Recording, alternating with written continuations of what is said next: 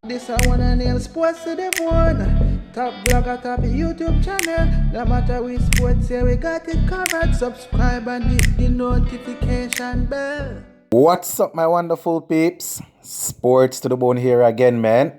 Shout out to all the viewers, subscribers, and the followers. Big up on yourself.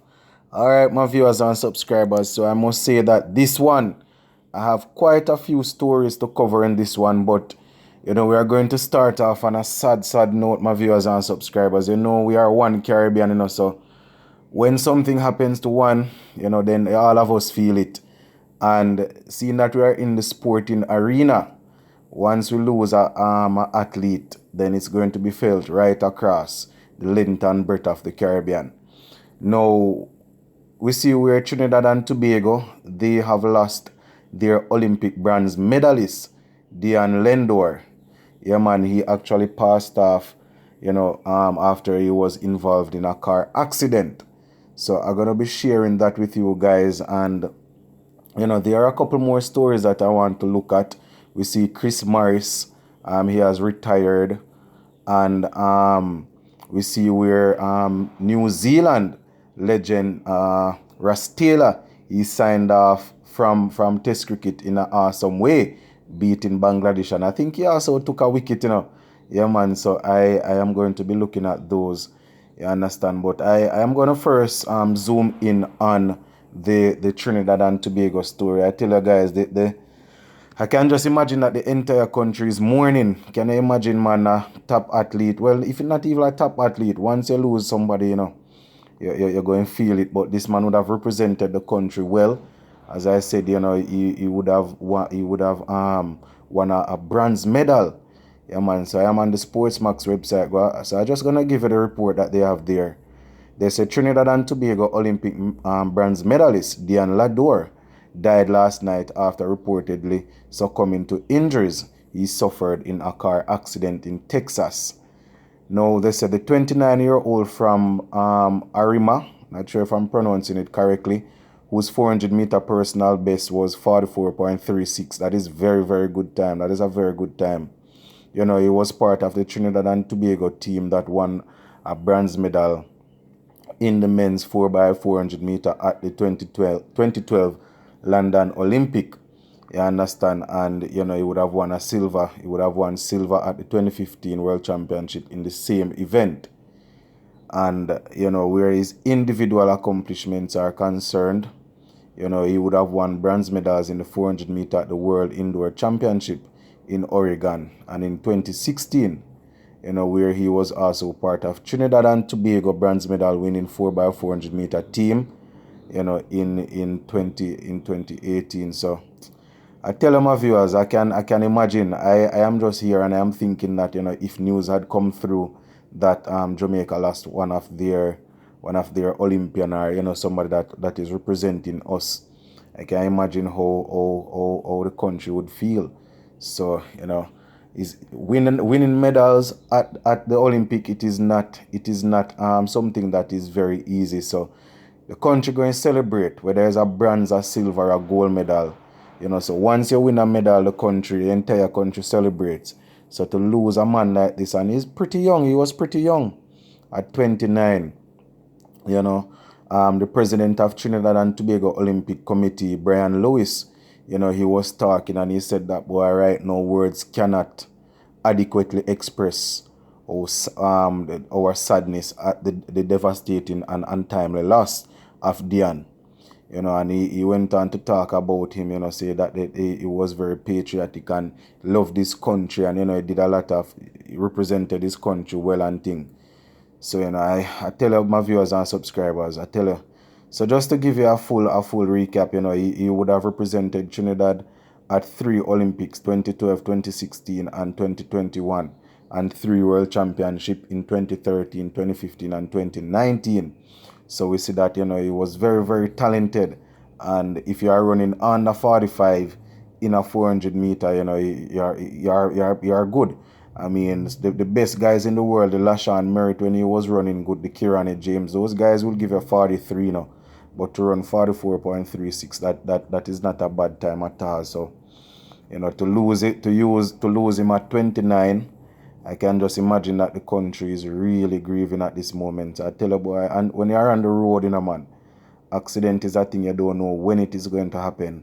So, we just want to say condolences to all of the family and friends and everybody over there in Trinidad. In terms of the Sports to the Bone family, we know we have a lot of persons from Trinidad and Tobago that usually comes on. You understand, either in the comment section or on the live. Persons usually come on and talk from Trinidad. So, sending out our condolences, my viewers and subscribers, because I know how tough this must be for you guys as a country right now. So, I have a couple of stories that couple of other stories that I want to share, but I was planning to just give this story by itself so that I don't overshadow the news of the young man's passing. But I just figured that, alright, let me just squeeze in them. So, well, as I said, viewers and subscribers, condolences to the entire Trinidad and Tobago family. You guys probably you're mourning now, as I would have said. So, condolences to you all. It's really sad when you lose somebody so young, 29, very, very young. At the professional, at the elite level, where track and field is concerned, he probably would have had maybe about 3 or 4 more years where he could compete well. It's 400 meters, not 100 meters or so. 29, 30, 31, 32. Probably could have gone up to 33, 34 at the highest level. So, condolences once again.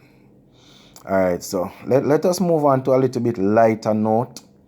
Where we see Ross Taylor of New Zealand, one of the greats of world cricket. He has signed off with a victory. So I am on this website here and they are saying Taylor signs off with a wicket in New Zealand trash of Bangladesh. This Ross Taylor takes a wicket with a final ball in Test cricket as he retires following New Zealand's heavy win over Bangladesh. I tell you, guys, when things are written in the stars for you, it is just written in the stars. Can you imagine Ross Taylor?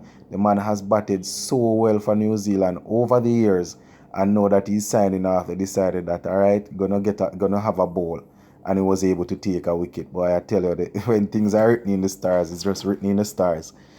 They say New Zealand have thrashed Bangladesh by an innings and 117 runs to win the second test and level their 2-match series and send retiring legend Ross Taylor out on a high note. Right? They say that the Linton Das, was not the century from Linton Das, the courageous century from Linton Das was not enough to save Bangladesh from the heavy defeat, as the Kiwis were all over them. You understand? They say when the 9th wicket fell, the crowd began baying for veteran batsman Taylor, who has now retired from Test cricket after his 112th Test, to be given a chance to bowl. Now, when the light became too poor for the Quicks to continue, Captain Tom Latham bowed to the crowd's demand, and Taylor's third ball of gentle off break brought a foul shot from Hussein, who skied the ball to Latham. You understand? And that simply means that Ross Taylor would have picked up a wicket. I tell you guys, it's really nice. It's really nice, man. They said that brought the curtain down on his 15-year Test career. And you know that boy, he would have been one of the most successful cricketers to play for New Zealand in terms of batting and things like that. So it's real good. It's real good, my viewers and subscribers, to see that he got a chance to go off like that. Not all cricketers get that fairy tale send off, So when you see one or two of them get it, you have to shout them out. So congratulations to Mr. Ross Taylor. As I said, he's one of those guys that I really like as a cricketer. When he comes to the crease, he's always in a business-like mood, always looking to go out there and represent his team.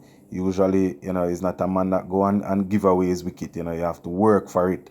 So shout out to him. Quickly moving on to our next story. As I said, guys, we have quite a few stories to cover in this one.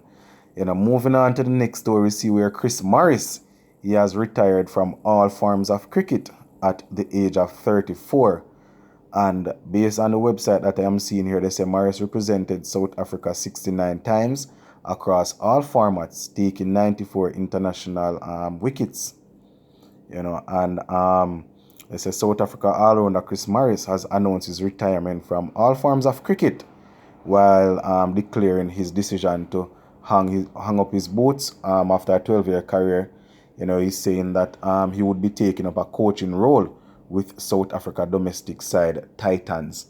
He's quoted as saying, "Thanks to all who have played part in my journey, whether it be big or small, it's been a fun ride." All right, so Chris Morris, my viewers and subscribers, hung up his boot, and we know that he would have performed well in certain T20 leagues. He went for big money and things like that in IPL league. I think he would have played for Rajasthan Royals and a couple more teams.